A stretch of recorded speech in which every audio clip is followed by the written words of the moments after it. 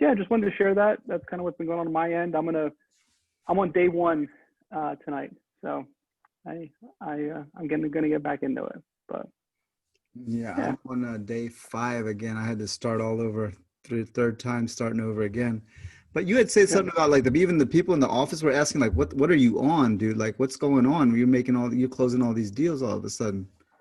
Oh yeah, I had a lot of people in my office that were just kind of reaching out to me like, dude, like is everything okay? Like what's happening with you right now? You're putting so many deals in, and deals that are just way bigger than I've ever put in before in the past. So people are noticing that there's something different, that either my energy is different or my representation of myself is different, and just kind of taking it all within stride, all within flow. And I'm looking forward to not having really any more trips coming up, so I can continue staying consistent with it.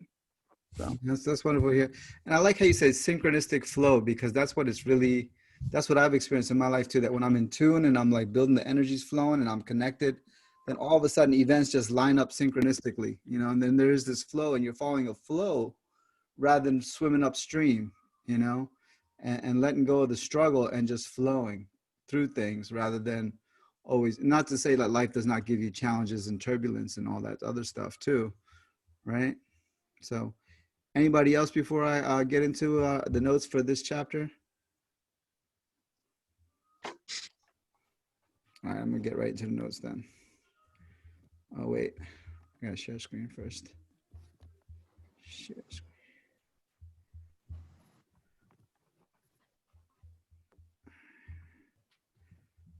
All right, so remember how it says you don't have to know the what, but you don't need to know the how, but you need to know the what. And so when we get clear about the what it is, what the essence is, what the what is, whatever that what is, as we get clearer around that, the how starts to come. And this is a good example of it, how after doing the magnetism and sending out you know, the frequency and the energy and the thoughts around what it is you're magnetizing and drawing into your life, then it comes about you starting to follow your inner guidance. And like after you've worked with energy and magnetized what you want, your inner guidance will lead you to it in the quickest, simplest way. And so that's about like learning to listen to and act upon that guidance and follow the natural flow of energy. And that's exactly what Sean was talking about, flow. The key word is flow. It's an effortless, easy flow that leads you to all things that you've been asking for. Inner guidance comes from your higher self and speaks to you in the form of feelings, insights, and inner knowing. Inner guidance brings you the information from sources other than those that can be detected by your physical senses. By getting quiet and listening to your thoughts and feelings, you can tap into a much larger spectrum of information that is ordinarily available to you. It's like, your intellect only can know but so much information, and even information you get from people and even online it's vast online, what you can get, but sorting through it and getting to the key essence of what you're looking for. Um, but what if you're online and your inner GPS or compass is tuned right into the right exact thing that you're sending out? And so by being clear and sending out that magnetism, it helps us to link up with what it is, and then the inner guidance helps us to move in that direction and take the appropriate action in the most like clearest, simplest ways. Your feeling signal your feelings signal what actions to take. Your willingness to be spontaneous, follow your inner urges, hunches, listen to strong feelings, and act upon them will lead you to your goals. I trust and follow my inner guidance. Inner guidance directs you to your higher good. Learning to distinguish your inner guidance from wishful or fearful thinking is one of the challenges. And that's the big key right here. The difference between real inner guidance and then wishful thinking or fearful thinking. If an urge feels joyful or delightful to follow, it probably comes from your inner guidance. If the result you're hoping for is seen to be too good to be true, or if you suspect yourself of wishful thinking, it's probably not the inner guidance. Honor your inner sense and spend time checking out the details. Ask, is this my true inner guidance? Does it feel right or good, or am I just hoping? Since your soul speaks to you through your thoughts and feelings, The more you're aware of them, the easier it will be to hear and develop your inner guidance. I'll say, so kinds of inner guidance.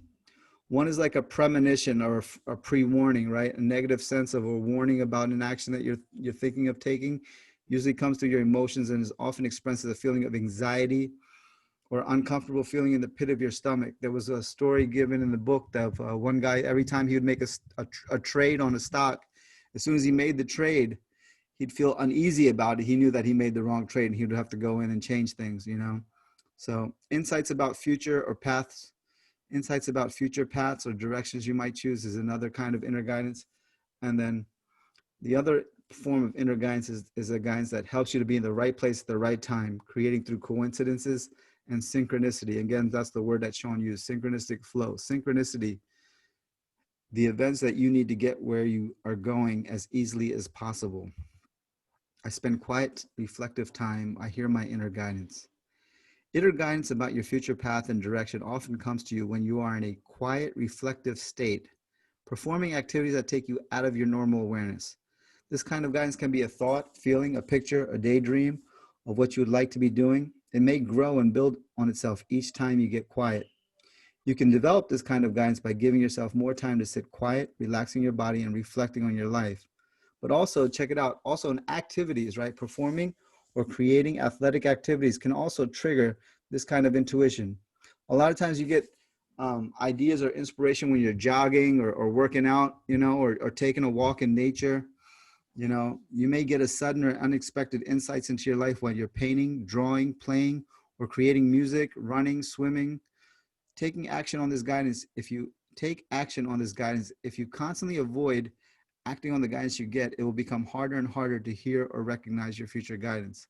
And that's the thing, if we don't follow and act on the guidance, then we get more cluttered and it's harder to hear the guidance. You know, if we don't trust it, that signal starts to get weaker. I follow my highest joy. Whenever you feel a heaviness, a resistance, a reluctance to continue, it's a sign that you're not following your highest path. Your higher self speaks to you by making you feel joyful. When you follow your higher path, and resistant and heavy when you don't. If you're forcing yourself to do things according to a list of shoulds, you ever heard the saying, you should all over yourself? Don't should all over yourself. Let me move this over a little bit. Okay, there we go. Your shoulds are not listening to your deepest part of your being. Your soul rarely says, you must do this, you should do that. Your soul says, isn't this delightful? Doesn't this bring you great joy? Wouldn't you love to do more of it? You have all experienced times when you resisted taking an action but didn't know why and later found out that the act was unnecessary or inappropriate.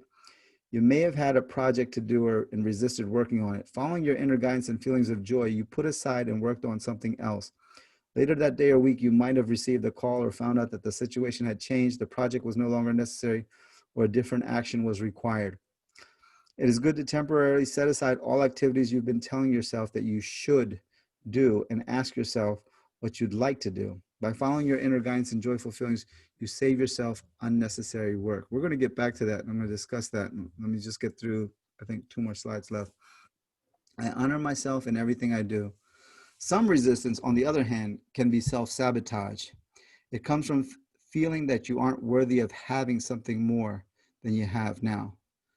If you know deep inside that a healthy diet, exercise, handling an issue, or some other course of action would truly benefit you, but you resist, you may need to learn to honor yourself more. Rather than confronting bigger issues immediately, first take small actions that honor you. Taking time to do nurturing activities give your subconscious a message that you are a worthy person who deserves to have your goals met. There'll be times when your inner guidance will say, I don't want to work all day. It feels good to accomplish all that I'm accomplishing.